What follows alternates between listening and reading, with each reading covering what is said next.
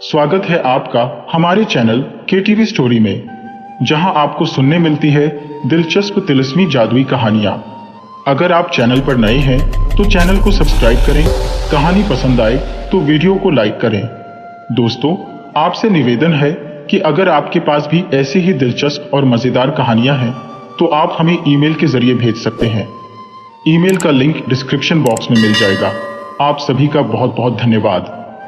तो चलिए शुरू करते हैं आज की कहानी। कुछ समय पुरानी बात है कि डेनमार्क देश में 3 भाई रहते थे। यह तो पता नहीं कि यह सब कैसे हुआ, पर एक बार उन तीनों भाइयों को एक एक वरदान मिला। दोनों बड़े भाइयों ने तो यह वरदान मानने में जरा भी देर नहीं की। उन्होंने तुरंत ही यह इच्छा प्रकट की कि वे जब भी अपनी जेब में हाथ डालें तो उन्हें उसमें धन मिल जाए, यानी कि जब भी उनको पैसे की जरूरत हो तो उनकी जेब में हमेशा पैसे रहे। लेकिन सबसे छोटा भाई, जिसका नाम बूट्स था, उसने किसी दूसरे प्रकार की ही इच्छा प्रकट की। उसकी इच्छा थी कि जो भी स्त्री उसे देखे वही उसे प्रेम करने लगे। उन सब की इच्छा पूरी हुई, पर कैसे, इसके लिए अब आगे की कहानी सुनाओ। इन इच्छाओं के पाने के बाद दोनों बड़े भाइयों ने दुनिया देखने का प्रोग्राम बनाया। बूट्स ने उनसे पूछा कि क्या वह भी उनके साथ दुनिया घूमने चल सकता था, परंतु उन्होंने उसकी एक न सुनी और बोले, हम तो जहां भी जाएंगे राजकुमार समझे जाएंगे, मगर तुम एक बेवकूफ लड़के समझे जाओगे। तुम्हारे पास तो एक पैनी भी नहीं है और न कभी होगी, फिर तुम्हारी देखभाल भी कौन करेगा। पर बूट्स ने जिद की, कुछ भी सही, मैं तुम्हारे साथ ही चलूंगा। काफी प्रार्थना के बाद वे दोनों बड़े भाई उसको अपने साथ ले चलने के लिए मान गए, पर साथ में उन्होंने एक शर्त लगा दी कि वह उनका नौकर बनकर उनके साथ चलेगा। बूट्स मान गया, सो वे तीनों चल पड़े। 1-2 दिन का सफर करने के बाद वे लोग एक सराय में आए। दोनों बड़े भाइयों के पास तो खूब पैसा था, सो उन्होंने बड़े शानदार खाने का ऑर्डर दिया, जैसे मुर्गा, मछली, गोश्त, ब्रांडी आदि। मगर बूट्स को किसी ने अंदर भी नहीं जाने दिया। उसे गाड़ी, घोड़े और सामान की देखभाल के लिए सराय के बाहर ही छोड़ दिया गया। उसने घोड़ों को अस्तबल में बांधा, गाड़ी को धोया और फिर घोड़ों के खाने के लिए घास लेकर गया। जब वह यह सब कर रहा था तो सराय के मालिक की पत्नी उसे खिड़की से देख रही थी। उसकी आंखें उस सुंदर लड़के के चेहरे से ही नहीं हट पा रही थी। हालांकि वह तो मेहमानों का केवल नौकर ही था। जितनी अधिक देर तक वह उसे देखती रही, उसे वह उतना ही अधिक सुंदर दिखाई दे रहा था। सराय का मालिक बोला, अरे तुम वहां खिड़की पर खड़ी खड़ी क्या कर रही हो? जरा जाकर देखो कि रसोई में खाना ठीक से बन रहा है कि नहीं। हमारे शाही मेहमान खाने का इंतजार कर रहे हैं। पत्नी उधर से अपनी आंख हटाए बिना ही बोली, ओह, अगर उनको खाना पसंद नहीं भी आया तो न सही, मैं क्या करूं? मैंने अभी तक इतना सुंदर लड़का पहले कभी नहीं देखा। क्यों ना हम उसको रसोई में बुलाकर कुछ अच्छा सा खाना उसको खाने के लिए दे दें। ऐसा लगता है कि बेचारा काफी मेहनत करता है। क्या तुम्हारा दिमाग खराब हो गया है? रसोई में जाओ और अपना काम देखो। पत्नी ने पति से लड़ना ठीक नहीं समझा, पर उसे एक विचार आया और वह एक कीमती चीज अपने एप्रन में छिपाकर सराय से बाहर आई। यह कीमती चीज थी एक कैंची। यह एक जादुई कैंची थी। इस जादुई कैंची का काम यह था कि इसको हवा में चलाने से जो भी कपड़ा जिस रंग में भी सोचो उसी रंग में कट जाता था। वह बूट्स के पास आई और बोली, यह कैंची तुम रखो क्योंकि तुम बहुत सुंदर हो। इस कैंची की खासियत यह है कि इसको हवा में चलाने से जो भी कपड़ा जिस रंग में भी सोचो उसी रंग में कट जाता है। बूट्स ने उसे नम्रता से धन्यवाद दिया और उससे वह कैंची लेकर अपनी जेब में रख ली। बूट्स के भाइयों का जब खाना खत्म हो गया तो वे फिर चलने के लिए तैयार हुए और बूट्स गाड़ी के पीछे नौकर की जगह पर खड़ा हुआ। फिर वे एक दूसरी सराय में आए। वे दोनों तो सराय के अंदर चले गए और बूट्स बाहर ही सामान आदि की देखभाल करने के लिए खड़ा रहा। भाइयों ने बूट्स को बताया कि अगर कोई तुमसे यह पूछे कि तुम किसके नौकर हो तो तुम कहना कि मैं 2 विदेशी राजकुमारों का नौकर हूं। ठीक है।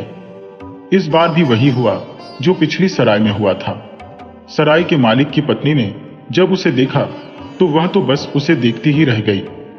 पति ने जब अपनी पत्नी को बाहर झांकते देखा तो उसने भी उससे कहा, वहां तुम दरवाजे पर क्यों खड़ी हो? जाओ और जाकर अपनी रसोई देखो। हमारी सराय में रोज रोज विदेशी राजकुमार नहीं आया करते, और जब वह अंदर नहीं गई तो वह उसको उसकी गर्दन पकड़कर अंदर ले गया। इस बार सराय के मालिक की पत्नी ने उसको एक जादुई मेज पोष दिया, जिसकी खूबी यह थी कि उसे बिछाने पर जो भी खाना सोचो वही खाना उस मेजपोश पर आ जाता था। तीसरी सराय में भी ऐसा ही हुआ। जैसे ही उस तीसरी सराय के मालिक की पत्नी ने बूट्स को देखा तो वह भी उसकी तरफ आकर्षित हो गई। उसने उसको लकड़ी की एक टोंटी दी, जिसकी खूबी यह थी कि उसे खोलने पर जो भी पीने की चीज चाहो वही मिल सकती थी। बूट्स ने उसको भी नम्रतापूर्वक धन्यवाद दिया और वह टोंटी उससे लेकर अपनी जेब में रख ली। एक बार फिर से वे लोग कड़ी सर्दी में अपने सफर पर चल दिए। अब की बार वे एक राजा के महल में पहुंचे। दोनों बड़े भाइयों ने अपना परिचय बादशाह के लड़कों के रूप में दिया, क्योंकि उनके पास खूब पैसा था और बहुत कीमती कपड़े थे। राजा ने उनका बहुत जोर शोर से स्वागत किया और राजमहल में उन्हें इज्जत से ठहराया गया। मगर बूट्स बेचारा उन्हीं फटे कपड़ों में था जिनको पहनकर वह घर से निकला था। उस बेचारे की जेब में तो एक पैनी भी नहीं थी।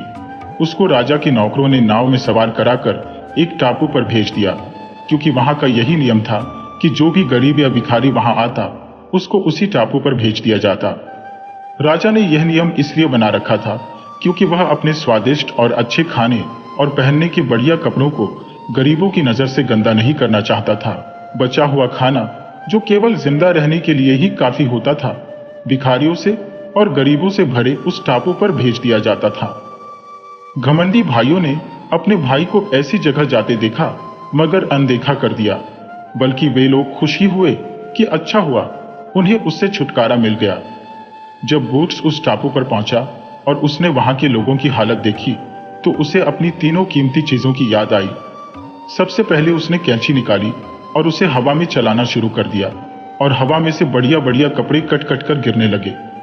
जल्दी ही भिखारियों के पास राजा और उन घमंडी भाइयों से भी अधिक कीमती और सुंदर कपड़े आ गए। उन कपड़ों को पहनकर वे सब बहुत खुश हुए और नाचने लगे, पर वे अब अपनी भूख के लिए क्या करें। अब बूट्स ने अपना मेजपोश निकाला और उसे बिछा दिया।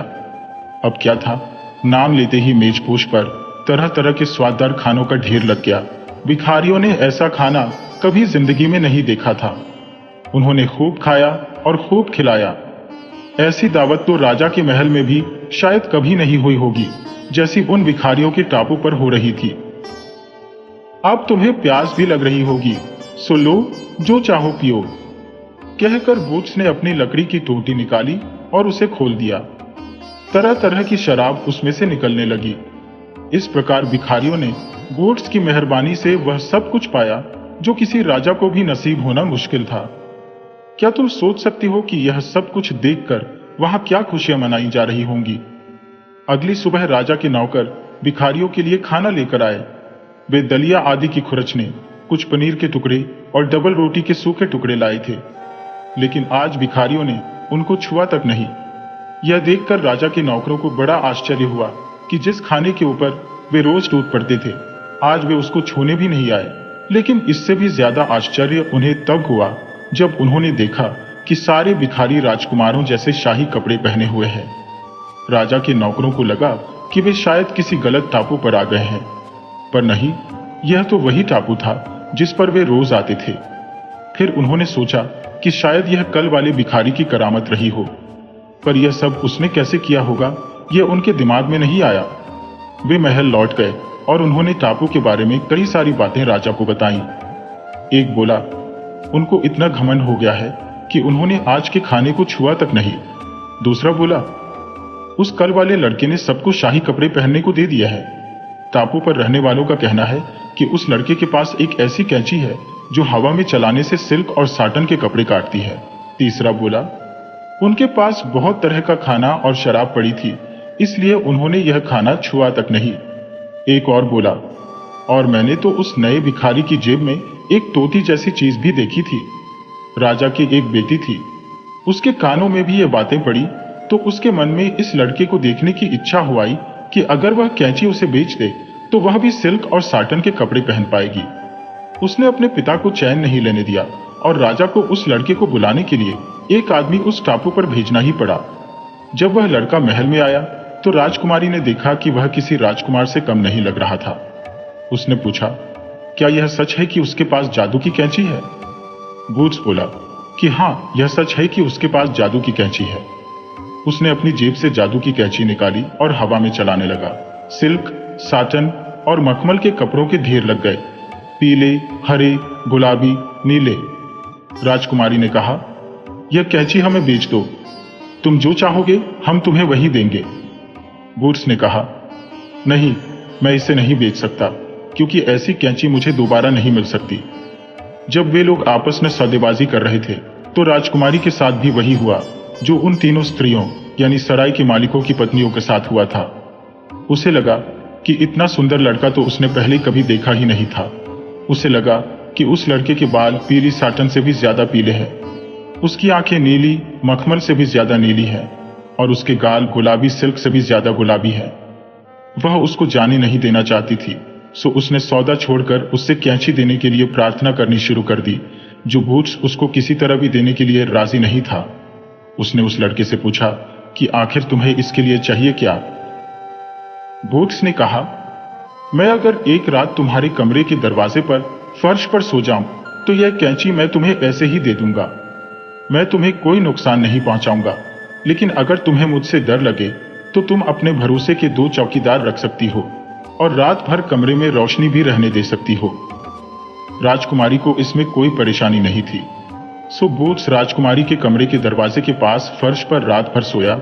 2 चौकीदार वहां रात भर रहे और कमरे में रोशनी रही, पर राजकुमारी को नींद नहीं आई, क्योंकि वह जब भी अपनी आंखें बंद करती उसके सामने बूट्स की सूरत नाचने लगती और फिर वह अपनी आंखें खोल लेती। रात भर यही चलता रहा। वह उसे उन सब लड़कों से सुंदर लग रहा था जो अब तक उससे शादी के उम्मीदवार रह चुके थे। अगले दिन राजकुमारी ने कैंची ले ली और बूट्स को भिखारियों के टापू पर वापस भेज दिया। अब उसे कैंची से कोई काम नहीं था, बस उसके मन में तो बूट्स की सुंदर सूरत बसी हुई थी। सो अब उसने उस अच्छे खाने के बारे में सोचा जो उस टापू पर बूट्स ने वहां के भिखारियों को दिया था। वह उसकी तह तक भी पहुंचना चाहती थी। सो बूट्स को फिर महल में लाया गया। जब राजकुमारी ने उन बढ़िया खानों के बारे में उससे पूछा तो उसने उसको मेजपोश के बारे में बताया और साथ में यह भी कहा कि वह उसको बेचेगा नहीं, लेकिन अपनी पुरानी शर्त पर उसको ऐसे ही दे सकता है। राजकुमारी राजी हो गई और बूट्स पहले दिन की तरह से फिर वैसे ही राजकुमारी के कमरे के दरवाजे के पास फर्श पर सोया। इस रात राजकुमारी को और भी कम नींद आई। वह रात भर बूट्स का चेहरा अपनी आंखों के सामने देखती रही और फिर भी उसे रात छोटी लगी। अगले दिन बूट्स ने अपना जादू का मेजपोश राजकुमारी को दे दिया। राजकुमारी ने राजा से बूट्स को महल में रखने की जिद की तो राजा ने कहा, किसी चीज की कोई हद भी तो होती है, हम इस तरीके से उसे यहां नहीं रख सकते, उसे टापू पर जाना ही होगा। और अगले दिन राजकुमारी की इच्छा के खिलाफ उसको फिर उसी टापू पर भेज दिया गया। जाते जाते राजकुमारी से उसने कहा कि उसको उन 2 राजकुमारों से अच्छा व्यवहार करना चाहिए जो उनके महल में ठहरे हुए हैं। अब की बार राजकुमारी को उसकी शराब की याद आई तो वह फिर अपने पिता के पास गई और बोली, पिताजी, उसके पास अभी एक चीज और है जो मेरे पास होनी चाहिए, इसलिए मेहरबानी करके उसे एक बार और बुला दीजिए। राजा ने अनमने मन से उसको बुलवा दिया। इस बार जब बूट्स आया तो राजा ने भी उनकी बातें सुनी। राजकुमारी ने पूछा, क्या तुम्हारे पास कोई जादुई टोंटी भी है? बूट्स ने फिर वही जवाब दिया, हाँ है। अगर राजा मुझे अपना आधा राज्य भी दे दें तो भी मैं उसे नहीं बेचूंगा, पर अगर तुम मुझसे शादी करने को तैयार हो तो मैं तुमको वह ऐसे ही दे सकता हूं। राजकुमारी मुंह फेरकर हंसी। फिर उसने अपने पिता की ओर देखा। पिता ने भी अपनी बेटी की ओर देखा तो उसको लगा कि उसकी बेटी इस लड़के को प्यार करती थी। राजा ने बेटी से कहा, ठीक है, हम तुम्हारी शादी इस लड़के से कर देंगे, क्योंकि इसके पास ऐसी चीजें हैं जिनकी वजह से वह हमारे जितना ही धनी है। बस फिर क्या था, बूट्स और राजकुमारी की शादी हो गई। राजा ने अपना आधा राज्य उन दोनों को दे दिया। उसके भाइयों को भिखारियों के टापू पर भेज दिया गया। वे वहां उस टापू पर धन का क्या करते, क्योंकि वहां तो खरीदने को कुछ था ही नहीं। अगर बूट्स ने मेहरबानी करके कोई नाव उन्हें लेने नहीं भेजी होगी तो हमें यकीन है कि वे लोग अभी भी वहीं होंगे। पर हम आशा करते हैं कि बूट्स ने उन्हें जरूर माफ कर दिया होगा। पर जब तक वहां बूट्स का राज्य रहा, उसने और उसकी रानी ने फिर किसी और को उस टापू पर नहीं भेजा।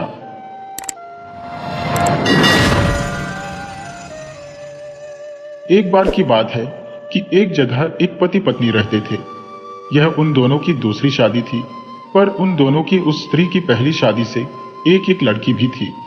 स्त्री की बेटी बहुत ही सुस्त और आलसी थी और घर में कोई भी काम नहीं करती थी, जबकि आदमी की बेटी बहुत चुस्त चालाक थी। पर किस्मत की बात कि उसका कोई भी काम उसकी सौतेली माँ को पसंद नहीं आता था, इसलिए दोनों माँ बेटी आदमी की बेटी को घर से बाहर निकालना चाहती थी। सो एक दिन ऐसा हुआ कि दोनों लड़कियां सूत काटने के लिए बाहर गई और एक कुएं के पास बैठकर सूत काटने लगी। स्त्री की बेटी के पास तो काटने के लिए रुई थी, पर आदमी की बेटी के पास कोई रुई नहीं थी। उसके पास बस कुछ कांटे थे। स्त्री की बेटी ने कहा, पता नहीं ऐसा कैसे होता है कि तुम बहुत जल्दी ही अपना काम खत्म कर लेती हो, पर मैं तुम्हारी बराबरी नहीं कर पाती। उसके बाद दोनों ने यह तय किया कि जिस किसी का सूत पहले टूटेगा वह कुएं में नीचे उतरेगा। सो उन्होंने अपना अपना सूत काटना शुरू कर दिया। पर जब वे सूत काट रही थी तो आदमी की बेटी का सूत टूट गया और उसको कुएं में नीचे उतरना पड़ा। जब वह कुएं की तली में पहुंची तो उसने अपने चारों तरफ चमकीली हरे रंग की शराब देखी, पर उससे उसको कोई चोट नहीं पहुंची। वह उस पर थोड़ी ही दूर चली थी कि उसके सामने एक हैज आई जिसको उसे पार करना था। हैज बोली, ओह, मैं तुमसे प्रार्थना करती हूँ कि तुम मेरे ऊपर जोर से मत चलना, मैं फिर कभी तुम्हारी सहायता करूंगी। सो वह उससे कुछ दूर हटकर चलने लगी और इतनी दूर हटकर चली कि उसने उसकी एक डंडी भी नहीं छुई। वह थोड़ी दूर और चली कि उसको एक गाय मिली जो अपने सींगों पर दूध निकालने वाली एक बाल्टी लिए इधर उधर घूम रही थी। वह एक बहुत सुंदर और बड़ी गाय थी और उसके थन दूध से भरे हुए थे। गाय बोली, मैं तुमसे प्रार्थना करती हूँ कि तुम मेरा दूध दूह दो। मेरे थनों में बहुत दूध भरा है, तुम जितना चाहो उतना पी लो और बाकी बचा हुआ मेरे खुरों पर डाल दो। फिर देखना कि मैं किसी दिन तुम्हारी सहायता करती हूँ या नहीं। सो आदमी की बेटी ने वैसा ही किया जैसा कि गाय ने उससे करने के लिए कहा था। उसने बाल्टी गाय के सींगों से उतारी और उसका दूध दोहने बैठ गई। जैसे ही उसने गाय के थनों को हाथ लगाया, गाय के थनों से दूध की धारा बहकर बाल्टी में गिरने लगी। पहले तो उसने खूब पेट भरकर गाय का दूध पिया, फिर बाकी बचा हुआ दूध उसने उसके खुरों पर फेंक दिया और दूध दोहने वाली बाल्टी को उसके सींगों पर लटका दिया। वह फिर आगे चल दी। आगे चलकर उसको एक भेड़ मिला। उसके ऊपर बहुत लंबी लंबी ऊन थी। वह नीचे तक लटक रही थी और उसके पीछे पीछे जमीन पर घिसट रही थी। उसके सींगों पर एक बड़ी सी कैंची रखी हुई थी। भेड़ उस लड़की को देखकर बोला, ओह, जरा मेरी यह ऊन काट दो, क्योंकि मैं इसको बहुत देर से घसीटते हुए ही इधर से उधर घूम रहा हूं। ये ऊन जहां से भी इसको जो कुछ भी मिलता है वही पकड़ लेती है। इसके अलावा ये इतनी गर्म है कि इसकी गर्मी से मेरा तो बस दम ही घुटा जा रहा है। जब तुम मेरी ऊन काट लो तो जितनी ऊन तुम्हें चाहिए तुम ले लेना और बाकी बची हुई ऊन मेरी गर्दन के चारों तरफ लपेट देना। फिर देखना कि मैं तुम्हारी किसी दिन सहायता करता हूं या नहीं।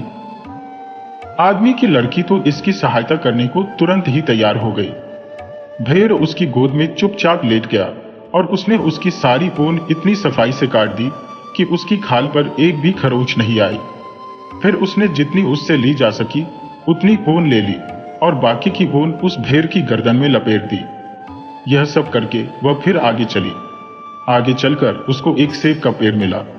उस पेड़ की सारी शाखें फलों के बोझ से नीचे जमीन तक झुकी जा रही थी और एक पतले से खंभे से चिपकी हुई थी। वह चिल्लाया, ओ मेहरबानी करके मेरे सेब तोड़ दो ताकि मेरी शाखें थोड़ी सीधी हो सके, क्योंकि इस तरह से बहुत देर तक टेढ़े खड़े होना बहुत ही मुश्किल काम है। पर जब तुम मेरी शाखें झुकाओ तो इनको बहुत जोर से मत झुका देना। फिर उसके बाद जितने सेब तुम खाना चाहो उतने तुम खा लेना और बाकी बचे हुए सेब मेरी जड़ के पास ही डाल देना और फिर देखना कि मैं किसी दिन तुम्हारी सहायता करता हूं या नहीं। सो इसने जितने सेब उसके हाथों से टूट सकते थे उतने सेब उसने उस पेड़ से अपने हाथों से तोड़ दिए। फिर उसने खंभा उखाड़ लिया और उससे और सेब तोड़ लिए। उसने पेट भरकर सेब खाए और बाकी बचे हुए सेब उस पेड़ की जड़ में ही डाल दिए। यह करके अब वह फिर आगे चली। अब की बार वह बहुत देर तक चलती रही। आखिर वह एक खेत पर बने घर में आ पहुंची। वहां ट्रॉल का सरदार अपनी बेटी के साथ रहता था। वह उस घर के अंदर चली गई और अंदर जाकर वहां रहने के लिए जगह मांगी। बूढ़ी जादूगरनी बोली, ओह, यहाँ कोशिश करने से कोई फायदा नहीं है, क्योंकि हमारे पास कई नौकरानियां आई पर कोई भी ठीक नहीं थी। पर उस लड़की ने उनसे इतनी दया भरी प्रार्थना की कि उन्होंने उसको इस शर्त पर रख लिया कि वह पहले उसका काम देखेंगे, फिर उसको पक्की नौकरी पर रखेंगे। सो आखिरकार उन्होंने उसको रख लिया। उन्होंने उसको एक छलनी दी और उसमें पानी भरकर लाने के लिए कहा। हालांकि उसको यह बहुत अजीब लगा कि वह छलनी में पानी भरकर लाए, फिर भी वह उसको लेकर उसमें पानी लाने के लिए चल दी। जब वह कुएं के पास आई तो वहां बैठी छोटी छोटी चिड़िया गाने लगी, इसको मिट्टी में सानो, फिर इसमें भूसा मिलाओ, इसको मिट्टी में सानो, फिर इसमें भूसा मिलाओ। उस लड़की ने ऐसा ही किया। उसने देखा कि अब वह उसमें पानी भर सकती थी, क्योंकि अब उस छलनी के छेद बंद हो चुके थे। वह उस पानी को लेकर घर पहुंची तो बूढ़ी जादूगरनी ने उससे कहा, यह पानी तुमने अपनी छाती से तो नहीं निकाला है? फिर उसने उससे गायों के बारे में जानने के लिए कहा कि वह वहां जाए और गायों का गोबर साफ करे और उनका दूध दूह कर लेकर आए। पर जब वह वहां गई तो उसको वहां एक भूसा उठाने वाला ही मिला, जो इतना भारी था कि वह तो उसको हिला भी नहीं सकती थी। उससे काम तो वह कैसे करती? वह नहीं जानती थी कि वह क्या करे या उस भूसा उठाने वाले का भी वह क्या करे। पर छोटी छोटी चिड़ियों ने फिर गाया कि वह झाड़ू ले ले और उससे थोड़ा सा गोबर चारों तरफ उछाल दे तो बाकी बचा हुआ गोबर उसके पीछे पीछे अपने आप ही उछलकर बाहर चला जाएगा। सो उसने ऐसा ही किया। जैसे ही उसने झाड़ू से ऐसा किया, गायों का बाड़ा इतना साफ हो गया जैसे अभी अभी बुहारा गया हो और धोया गया हो। अब उसको गायों का दूध निकालना था, पर वे सब इतनी बेचैन थी कि जैसे ही वह उनको छूती तो वे उसको लात मारती। वे तो उसको अपने पास भी नहीं आने दे रही थी। दूध दुहाना तो दूर। चिड़ियों ने बाहर फिर गाया। चिड़ियों के पीने के लिए एक छोटी सी बूंद दूध की एक छोटा सा खाना। सो उसने वही किया। किसी तरह से उसने एक गाय का एक बूंद दूध दुहा और उसे चिड़ियों को पिला दिया। चिड़ियों के दूध पीते ही सारी गायें सीधी खड़ी हो गईं और उन्होंने उस लड़की को अपना दूध दोहने दिया। न तो उन्होंने उसको लात मारी और न ही वे बहुत ज्यादा हिली डुली। यहां तक कि उन्होंने तो अपनी एक टांग भी नहीं उठाई। इसलिए जब जादूगरनी ने उसको दूध लाते आते देखा तो वह चिल्लाई, यह दूध तुमने अपनी छाती से तो नहीं निकाला है? फिर उसने उसको कुछ काले रंग की ऊन दी और कहा कि वह उसको धोकर सफेद कर लाए। अब उस लड़की को तो पता ही नहीं था कि वह उस काली ऊन को सफेद कैसे करे। फिर भी उसने कुछ कहा नहीं और वह ऊन उससे लेकर कुएं की तरफ चल दी। वहां उन छोटी छोटी चिड़ियों ने फिर गाया और उससे कहा कि वह उस ऊन को पास के गड्ढे में डुबो दे। उस लड़की ने ऐसा ही किया। जैसे ही उसने उस ऊन को उस गड्ढे में डुबोया और बाहर निकाला तो वह ऊन तो बिल्कुल बर्फ की तरह सफेद थी। वह उस ऊन को लेकर जादूगरनी के पास पहुंची। जैसे ही वह जादूगरनी के पास पहुंची तो जादूगरनी तो यह देखकर फिर चिल्ला पड़ी, ओह, तुमको तो रखना ठीक नहीं है।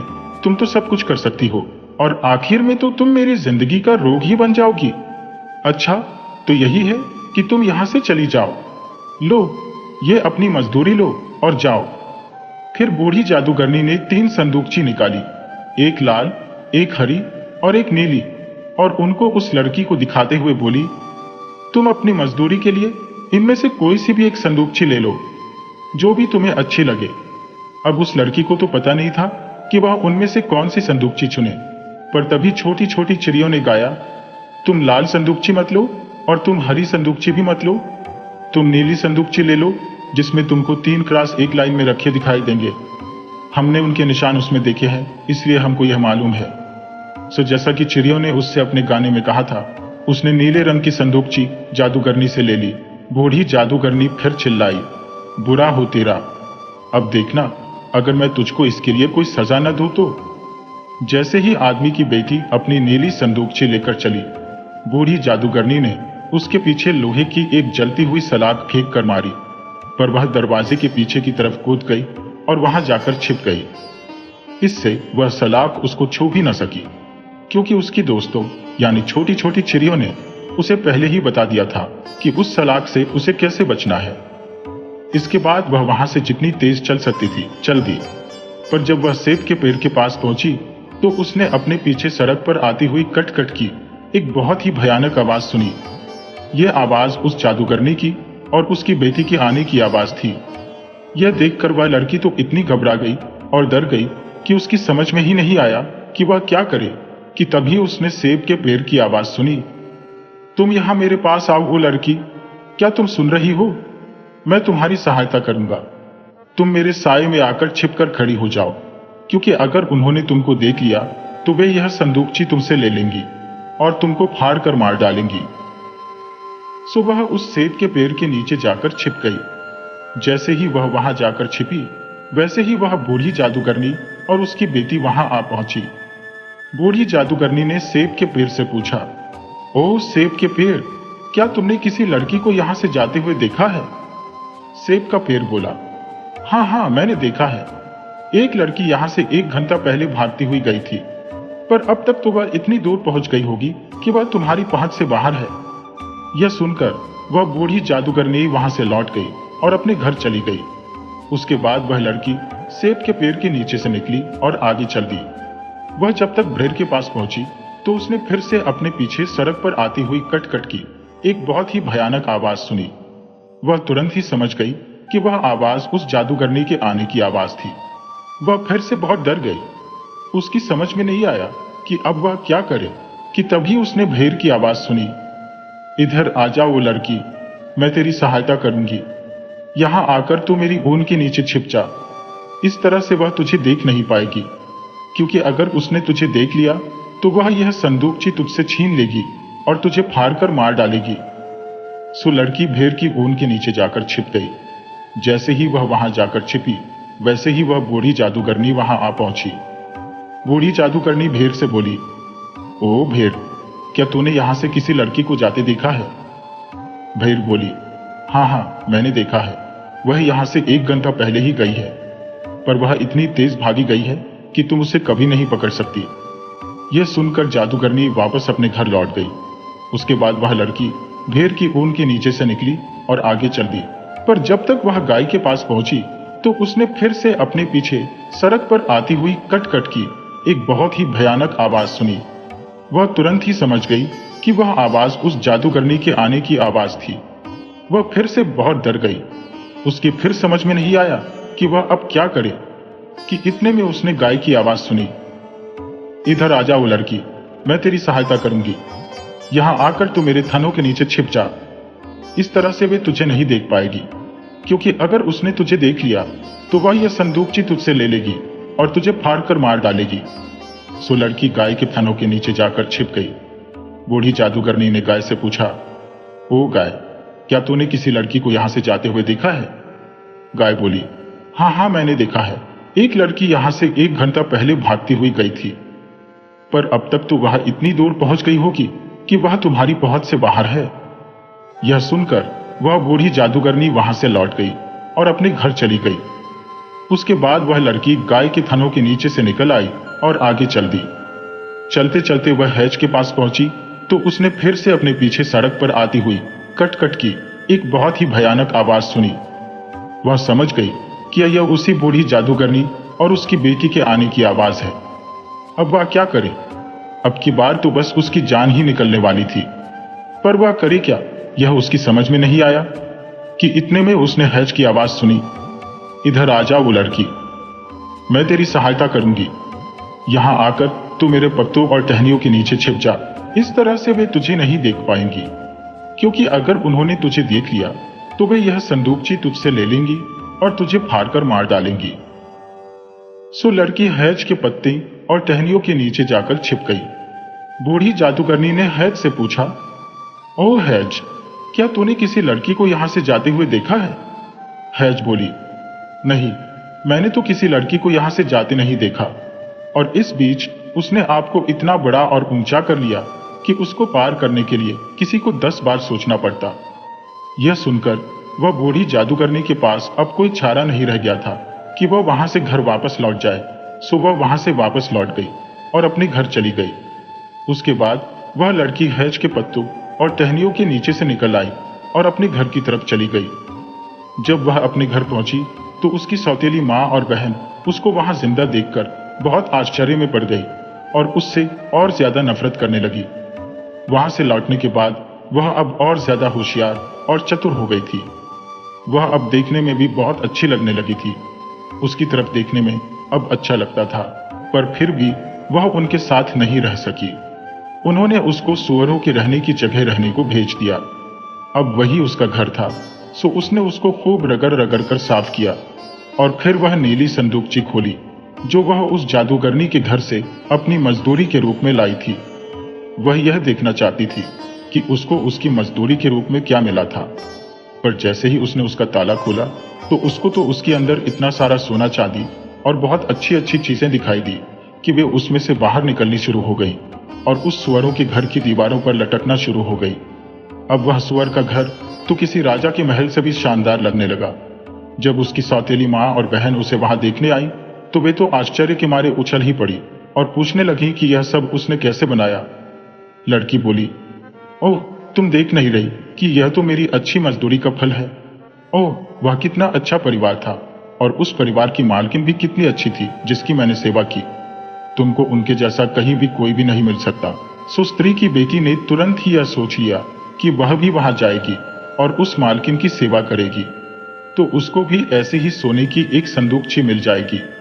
वे दोनों बहनें फिर से वही सूत काटने बैठी, पर इस बार स्त्री की बेटी कांटे काटने बैठी और आदमी की बेटी रुई काटने बैठी। शर्त यह थी कि जिसका भी सूत पहले टूटा वह कुएं में जाएगा।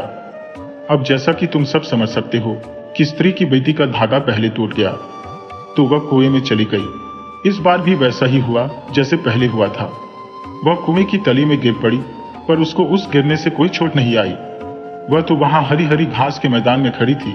वह कुछ दूर आगे चली तो वह एक हैज के पास आई। हैज बोली, ओ लड़की, मेरे ऊपर बहुत जोर से मत चलना, बाद में मैं तुम्हारी सहायता करूंगी। स्त्री की बेटी ने सोचा, मैं इसकी परवाह क्यों करूं, सो वह उसके ऊपर से होकर चली गई जब तक कि वह सारी की सारी हैज कुचल नहीं गई और कराहने नहीं लगी। कुछ दूर और आगे जाने पर उसको एक गाय मिली।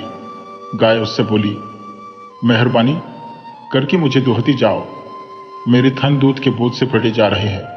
मैं बाद में तुम्हारी सहायता करूंगी।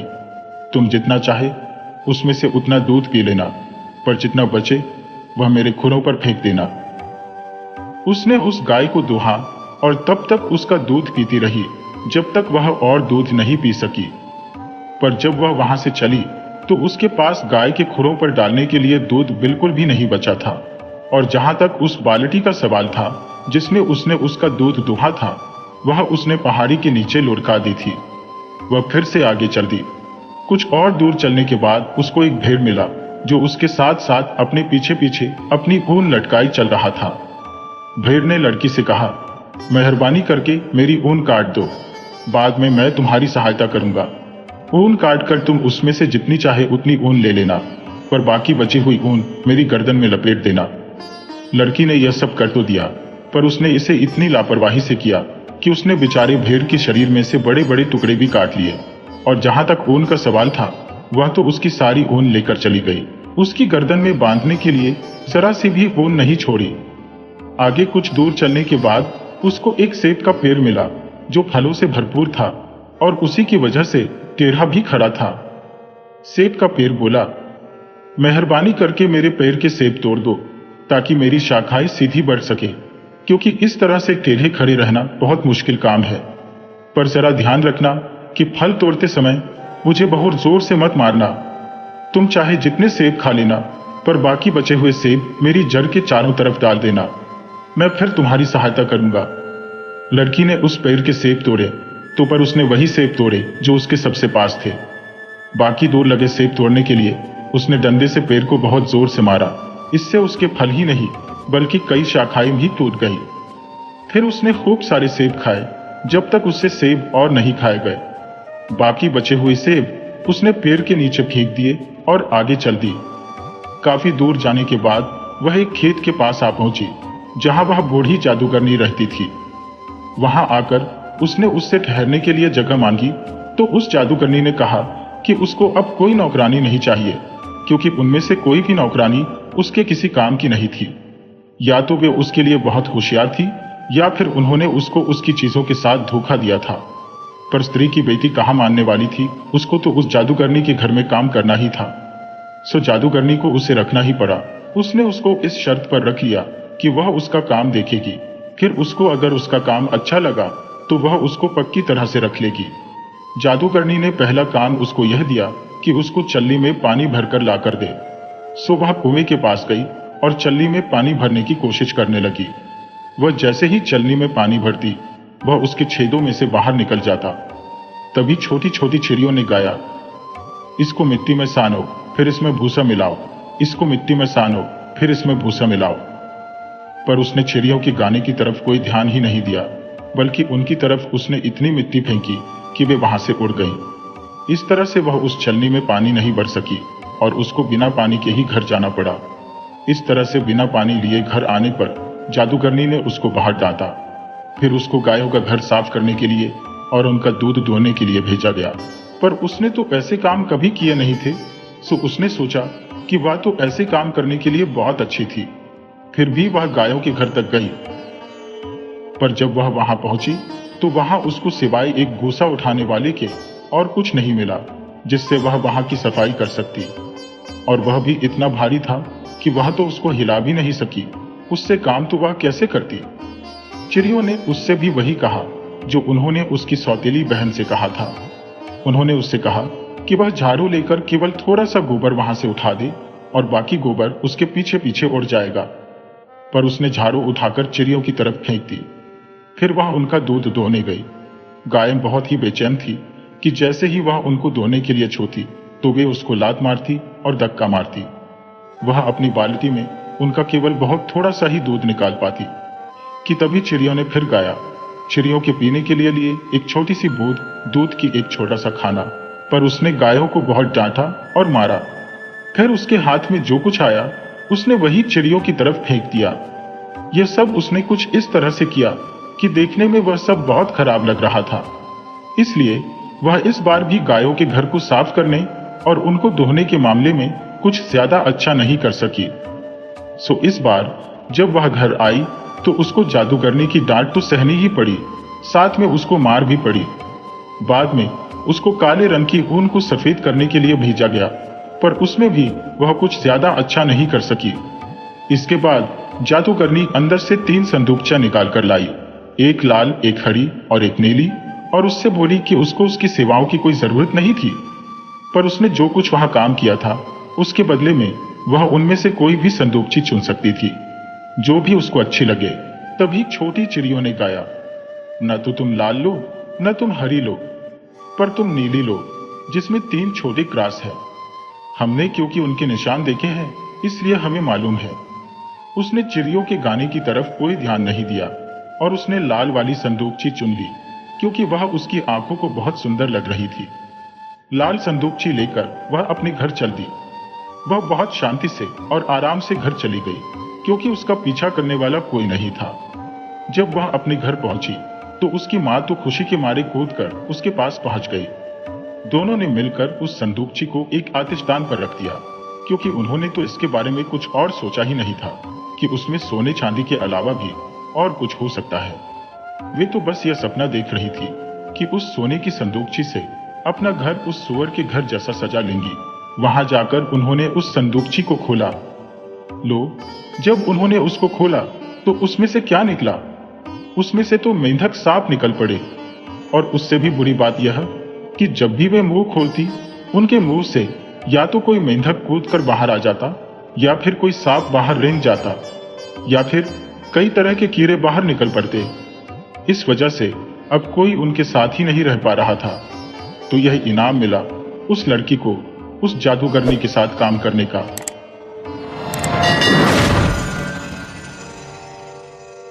यह लोक कथा भी 5 नॉर्स देशों में से नॉर्वे देश की लोक कथाओं से ली गई है। यह कहानी एक पहाड़ी के ऊपर से शुरू होती है।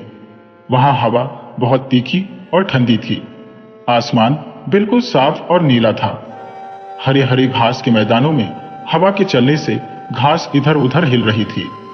उस पहाड़ी के ऊपर 3 बिल्ली बकरे रहते थे, एक सबसे बड़ा, एक बीच का और एक सबसे छोटा। उस दिन बड़ी वाली बिल्ली बकरे का मन नहीं लग रहा था, तो वह अपने दोनों छोटे भाइयों से बोला, मैं रोज रोज उसी मैदान में से खाना खाते खाते थक गया हूं। मैं उस नदी के उस पार वाले मैदान में से खाना खाना चाहता हूं। छोटा भाई बोला, नहीं बड़े बिल्ली भाई, हम लोग उस नदी को पार नहीं कर सकते।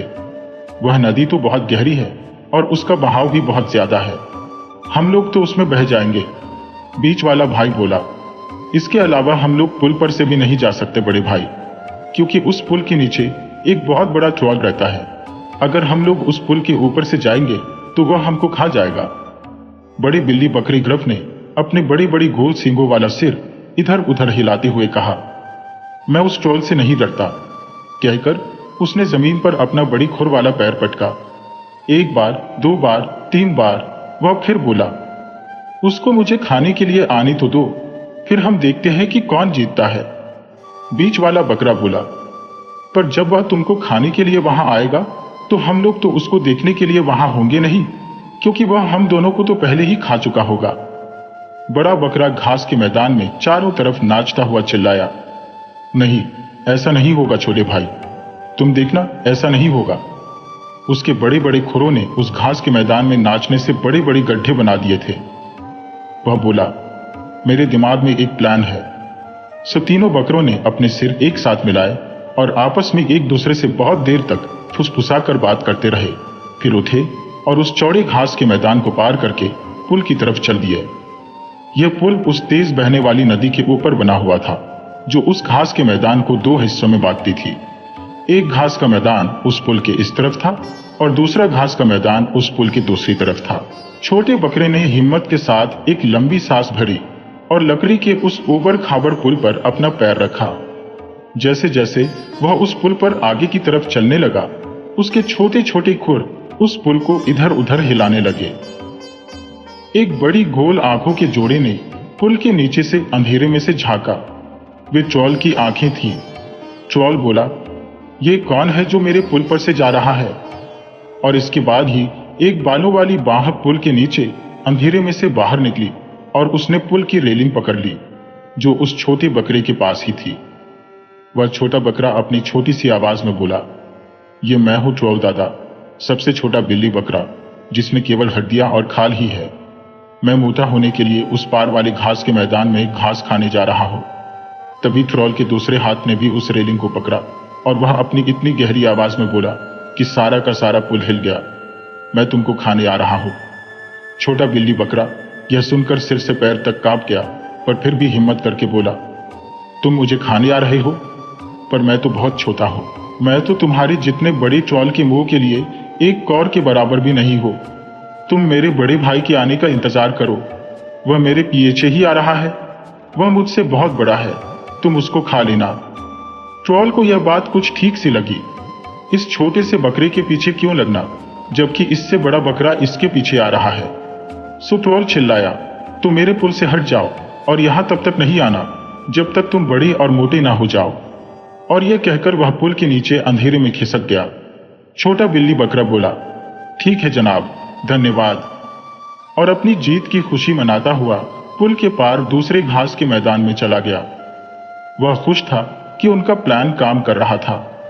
जब छोटा बिल्ली बकरा दूसरी तरफ पहाड़ी की चोटी पर पहुंच गया, तब उनके बीच वाले भाई ने उस पुल पर अपना कदम रखा। उसके बीच के साइज के खुर उस पुल पर चप चप करके आवाज कर रहे थे और उसके कदमों से वह पुल इधर उधर हिल भी रहा था। उसके खुरों की आवाज सुनकर एक बार फिर एक बड़ी गोल आंखों के जोड़े ने पुल के नीचे के अंधेरे में से झांका। वे ट्रॉल की आंखें थी। ट्रॉल बोला, ये कौन है जो मेरे पुल पर से जा रहा है?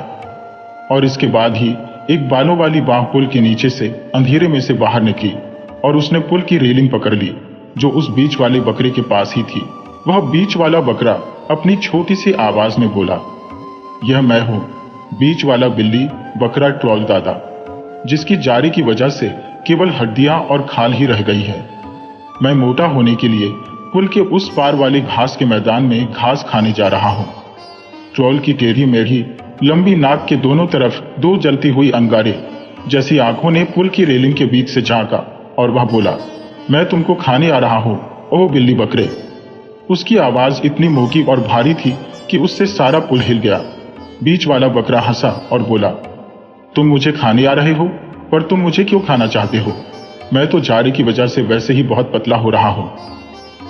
मैं तो तुम जैसे बड़े ट्रॉल का केवल 1 या 2 कौर जितना बड़ा हूं। तुमको मेरे बड़े भाई का इंतजार करना चाहिए। वह मुझसे बहुत बहुत बड़ा है, उसको खाकर तुम्हारा पेट भर जाएगा।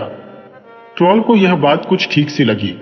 उसने सोचा, इस बीच वाले बकरे के पीछे भी क्यों लगना, जबकि इससे बड़ा बकरा इसके पीछे आ रहा है। सो ट्रोल चिल्लाया, तुम मेरे पुल से हट जाओ और यहां तब तक मत आना जब तक तुम बड़े और मोटे ना हो जाओ। और यह कहकर वह पुल से नीचे अंधेरे में खिसक गया। छोटा बिल्ली। बकरा बोला, ठीक है जनाब, मैं जा रहा हूं। और अपनी जीत की खुशी मनाता हुआ वह भी पुल के पार दूसरे घास के मैदान में चला गया। वहां जाकर वह अपने छोटे भाई के पास पहुंच गया।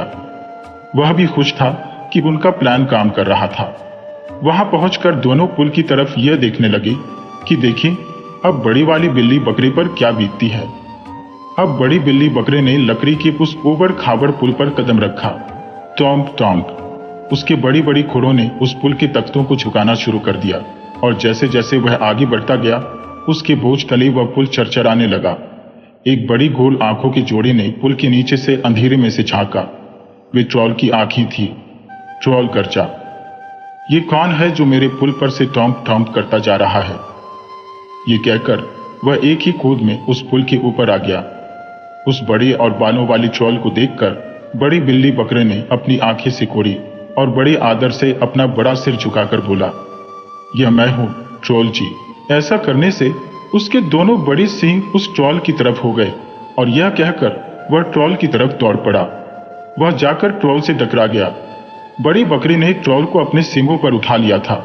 सींगों पर उठाकर उसने ट्रोल को जोर से ऊपर उछाल दिया। आह!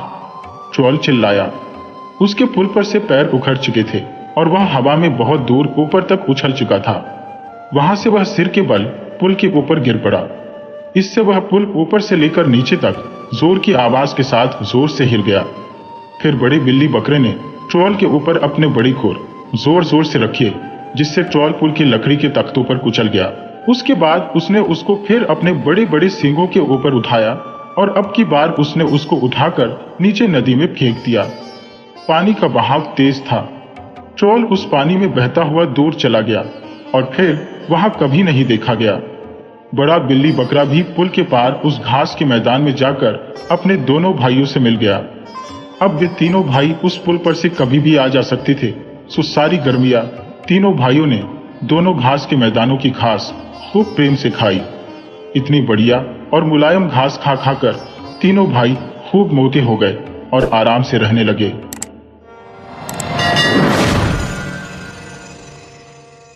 सोने का समय हो रहा था।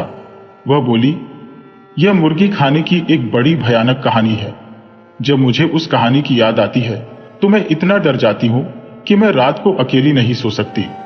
यह बड़ी अच्छी बात है कि इस समय यहाँ पर हम बहुत सारी मुर्गियां हैं, तो मुझे यहाँ कोई डर नहीं है। और उसने अपनी साथिन मुर्गियों को एक कहानी सुनाई, जिसको सुनकर उनके भी पंख खड़े हो गए और मुर्गों की कलगियां नीचे को झुक गई। और ये कहानी नहीं बल्कि सच्ची घटना है। उसने कहना शुरू किया, लेकिन हम ये कहानी शुरू से ही कहना शुरू करेंगे। ये सब एक ऐसी जगह शुरू हुआ जो यहाँ से कुछ दूरी पर है और शहर के दूसरे हिस्से में है। वहाँ बहुत सारे मुर्गे मुर्गियां रहते थे। सूरज डूब चुका था और सारे मुर्गे मुर्गियां अपनी अपनी जगह पर सोने के लिए पंख फड़फड़ा रहे थे। वहाँ एक ऐसी मुर्गी भी थी जिसके पंख बिल्कुल सफेद थे। उसकी टांगें बहुत छोटी थी। वह मुर्गी बराबर अंडे देती थी और वहां की सब मुर्गियों में सबसे ज्यादा इज्जतदार मुर्गी समझी जाती थी। जैसे ही वह अपने सोने की जगह पर कूदी कि उसने अपनी चोंच अपने पंखों में मारी और उसका एक छोटा सा पर नीचे गिर पड़ा। वह उसको देखकर हंसते हुए बोली, जितना ज्यादा मैं अपने पंखों में अपनी चोंच मारूंगी और पर गिराऊंगी, मैं उतनी ही ज्यादा सुंदर लगूंगी।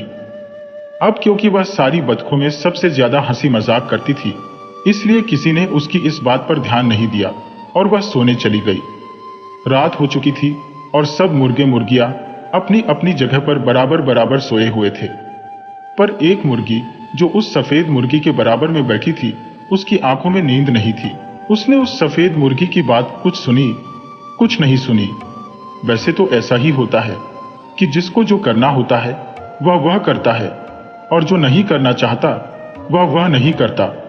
पर वह यह बात अपनी पड़ोसन से कहे बिना नहीं रह सकी।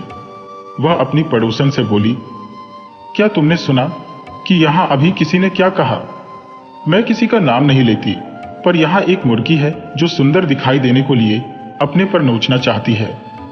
मैं अगर मुर्गा होती तो मैं उसको जरूर ही उसको बुरा कहती। जब यह मुर्गी ये सब कह रही थी तो एक माँ उल्लू अपने पति और बच्चों के साथ वहीं बैठी थी। उन सब के कान बहुत तेज थे, सो उन सब ने अपनी पड़ोसन के वे सारे शब्द सुने जो उनकी पड़ोसन ने कहे थे। उन सब ने अपनी आंखें चारों तरफ गोल गोल घुमाई और माँ उल्लू अपने पंख फड़फड़ाकर बोली, उसकी बात मत सुनाओ, पर मुझे लगता है कि तुम सबने उसकी बात पहले ही सुन ली है कि उसने क्या कहा था। मैंने भी उसकी सारी बात अपने कानों से सुनी है। सबको सब कुछ सुनना भी चाहिए। इन मुर्गियों में से एक मुर्गी ऐसी है जो यह भूल गई है कि एक मुर्गी का बर्ताव क्या होना चाहिए। कितनी खराब बात है कि वह अपने पंख एक एक करके मुर्गे के सामने निकाल रही है। पिता उल्लू ने माँ उल्लू को डांटा, ये सब तुम क्या कह रही हो? ये क्या कोई बच्चों से करने की बात है? मैं जाकर अपनी पड़ोसन मादा उल्लू को बताऊंगी। वह बहुत अच्छी है, वह मेरी बात सुनेगी। और वह माँ उल्लू अपनी पड़ोसन मादा उल्लू को यह सब बताने के लिए उड़ गई। वहां जाकर उसने यह कहानी मादा उल्लू को बताई और फिर वे दोनों फाख्ताओं के घर की तरफ उड़ गई और वहां जाकर बोली, क्या तुमने सुना? क्या तुमने सुना? एक मुर्गी है जिसने एक मुर्गे के लिए अपने पंख नोच दिए हैं। अगर वह अभी तक नहीं मरी है तो अब वह ठंड में जरूर मर जाएगी। पास में बैठे कबूतरों ने सुना तो वे बोले, क्या क्या क्या कहा तुमने? कहां कहां? अरे यही, पास वाले मुर्गी खाने में। मैंने उसको अपनी आंखों से देखा है। सारी कहानी तो बार बार नहीं दोहराई जा सकती, पर है यह बिल्कुल सच।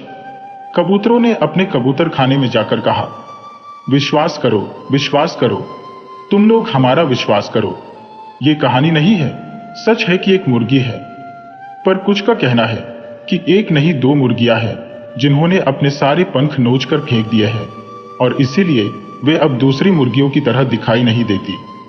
ऐसा उन्होंने इसलिए किया है ताकि वे मुर्गों का ध्यान अपनी तरफ खींच सकें। ऐसा करना बड़ा खतरनाक काम है, क्योंकि ऐसा करने से किसी को ठंड लग सकती है, कोई बुखार से मर सकता है, और इसीलिए वे दोनों मर गईं। मुर्गा चिल्लाया, जागो जागो, और वह एक तख्ते पर जाकर बैठ गया। उसकी आंखें अभी भी नींद से झुकी जा रही थी, फिर भी वह खूब जोर से चिल्लाया। 3 मुर्गियां दिल टूटने की वजह से मर गईं। उन्होंने अपने सारे पर नोच कर फेंक दिए थे। यह बड़ी भयानक कहानी है। मेहरबानी करके यह बात औरों को भी बता दो। चमगादड़ चिल्लाए, इस कहानी को औरों को भी बता दो। सारे मुर्गे और बतखें चिल्लाए, इस कहानी को औरों को भी बता दो। इस तरह यह कहानी एक मुर्गी खाने से शुरू होकर दूसरे मुर्गी खाने और कबूतर खाने तक होती हुई फिर वहीं आ पहुंची जहां से वह शुरू हुई थी। और उस मुर्गी खाने में मुर्गियों ने सुना,